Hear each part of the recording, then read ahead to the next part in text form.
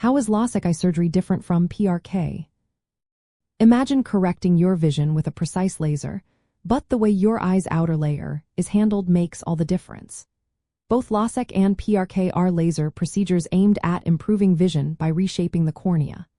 They are often chosen by people who aren't ideal candidates for LASIK, especially if their corneas are thinner or have certain conditions. Understanding how these two procedures differ can help you make an informed decision about your eye health. The main difference lies in how the outermost layer of your, called the epithelium, is treated during surgery. In PRK, the surgeon completely removes this thin, protective layer before using the laser to reshape the underlying corneal tissue. Afterward, the epithelium grows back naturally over several days, and a bandage contact lens is placed on the eye to help with healing and comfort. Because the epithelium is fully removed, recovery can take a bit longer, and patients might experience more discomfort initially. LASEK, on the other hand, takes a different approach. Instead of removing the epithelium entirely, the surgeon loosens it with a diluted alcohol solution. This makes the epithelium more flexible, allowing the surgeon to gently push it aside, perform the laser reshaping, and then reposition the same epithelial layer back onto the eye. This technique aims to preserve the epithelium, which some believe results in a smoother healing process and less initial discomfort. However, both procedures usually requiring a similar recovery time, often lasting several days to weeks.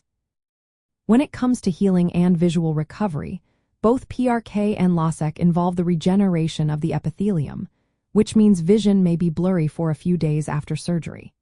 Patients often experience some discomfort during this healing period.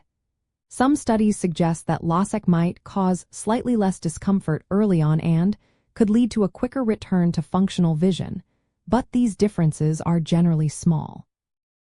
The overall safety and effectiveness of both procedures are well established when performed by experienced surgeons. Both LASEK and PRK are excellent options for patients with thinner corneas or those who prefer to avoid creating a flap in the cornea, which is done in LASIK. Since neither procedure involves cutting a thick flap, they are safer choices for individuals at risk of corneal thinning or with certain eye conditions. It's important to remember that these surgeries do not treat underlying eye diseases like glaucoma or macular degeneration. Those conditions requiring separate management and ongoing care from an eye specialist.